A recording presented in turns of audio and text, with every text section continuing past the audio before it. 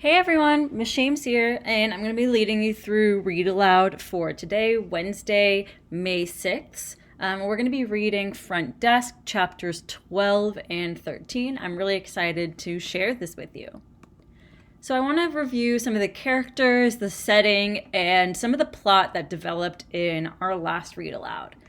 So some of the characters, we know that Uncle Ming was a new character that was introduced, and he owes $5,000 to loan sharks. So people who have been coming after him to try to get his money. We know about Jason Yao, who got bullied at school for being Chinese. That's Mr. Yao's son, and he goes to the same school as Mia. We've also noticed that there's motel guests who have been developing a friendlier relationship with Mia. The setting is in Cali Vista Motel. Some of the scenes have been at school, and they're in Southern California. Another character I want to mention that's not written up there is Lupe, who is Mia's friend at school. And we noticed that Lupe has somewhat of a different background as Mia. So she has a bit more money and has more of like, a cushier lifestyle with a nice house and a dog and stuff like that. We know that Mia feels a little uncomfortable about that fact and kind of hides her own reality a bit.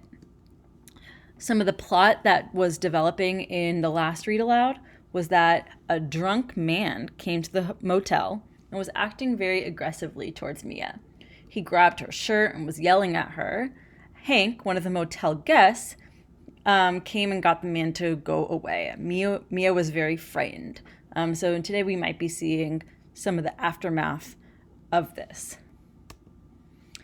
A possible character theory is that Mia is responsible and caring because she's 10 and doing a job that usually an adult would do. She wants to do her part to help immigrants and her family. Chapter 13. I didn't wash my shirt after the drunk guy left.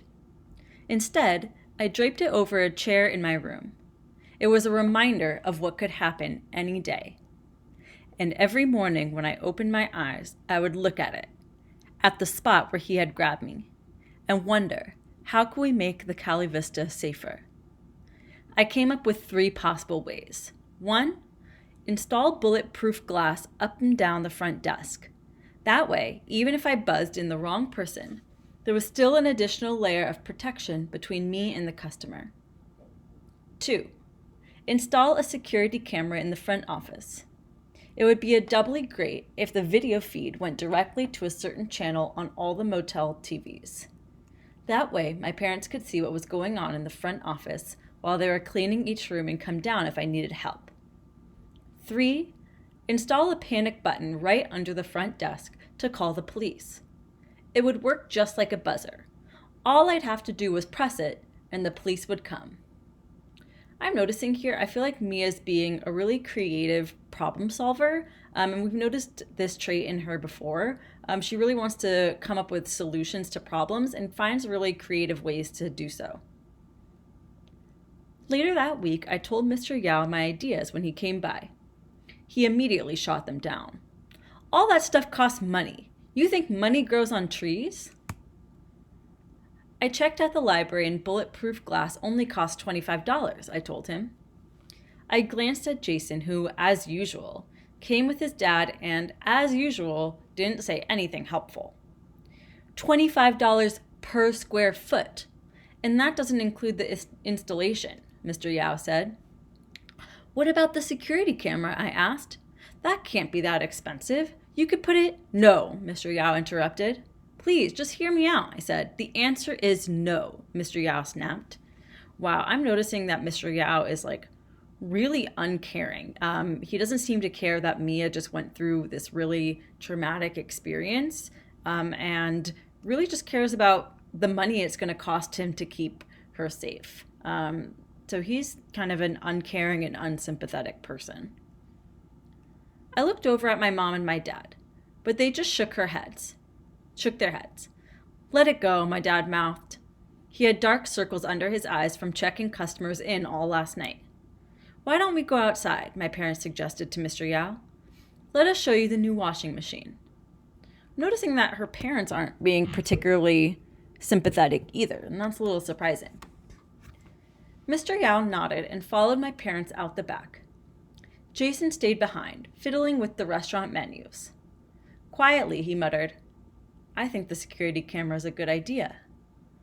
I almost couldn't hear him. "What?" I asked.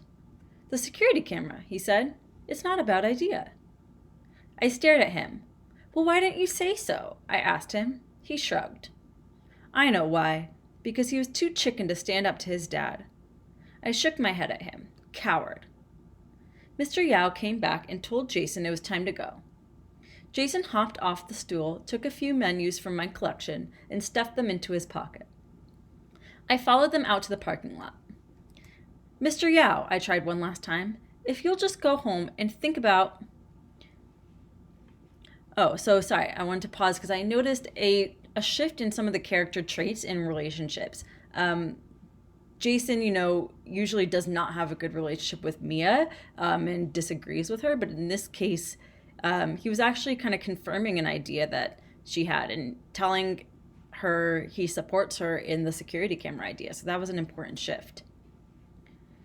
"Mr. Yao," I tried one last time, "if you'll just go home and think about what I said, it really wouldn't cost much, and it would make the motel so much safer." Mr. Yao stopped walking and turned to me. "You know what's the difference between a good employee and a bad employee?" he asked, jabbing my finger into my chest at the exact spot the drunk guy grabbed me. I shook my head. "Well, it's not whether they're hardworking or even whether they're smart," he said, staring into my eyes. "It's whether they know their place." As he and Jason piled into their car and drove away, I stood in the parking lot for a long, long time. The hot California sun blazed down on me, yet I felt no warmth. That's an interesting line.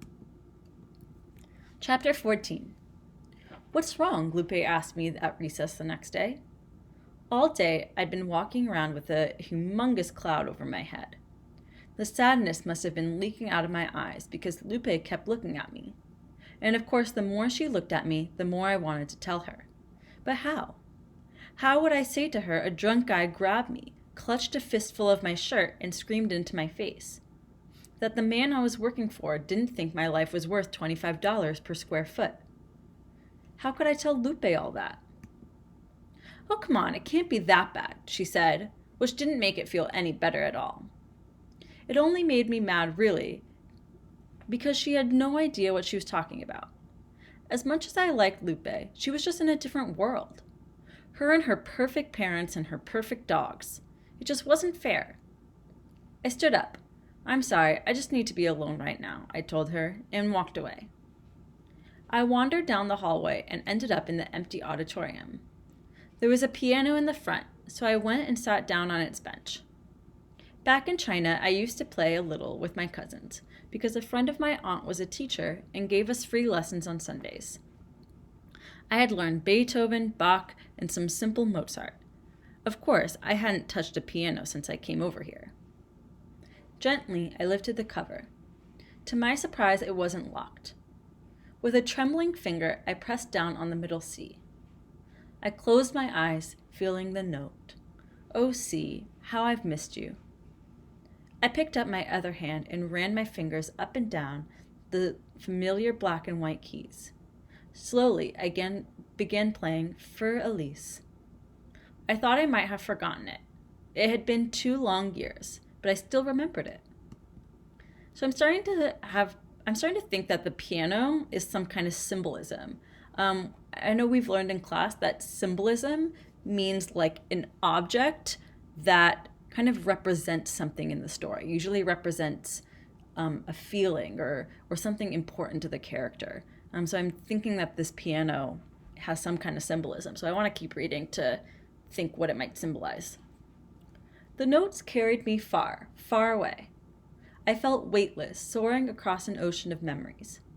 I thought of my cousin Shen, how the 2 of us used to get all dressed up for piano recitals. Me in my silk kipao, and him in his embroidered changsen.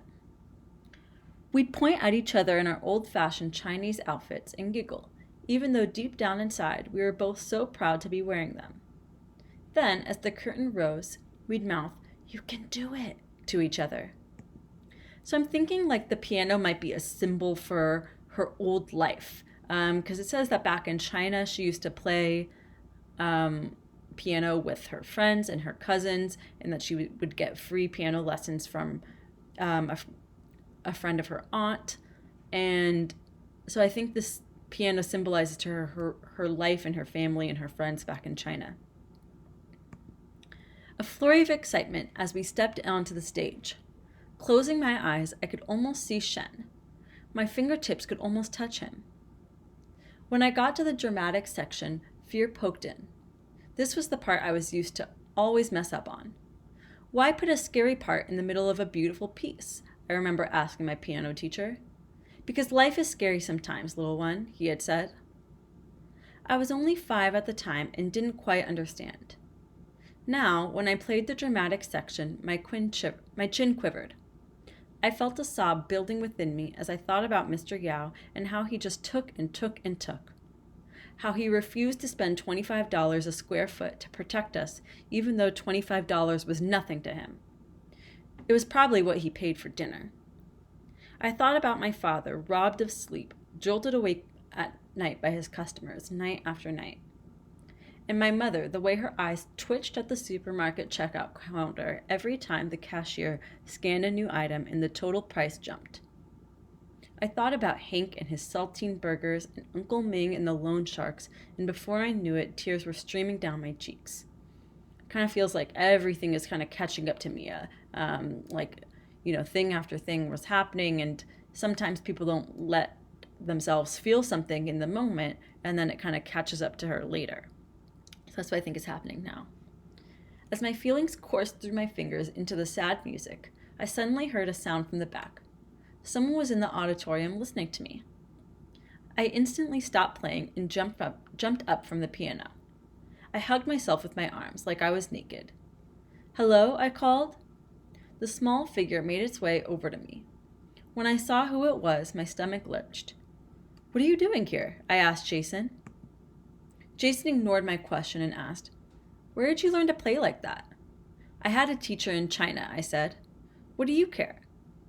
"You learned to play like that in China?" he repeated. There was a flash of surprise in his eyes. I nodded.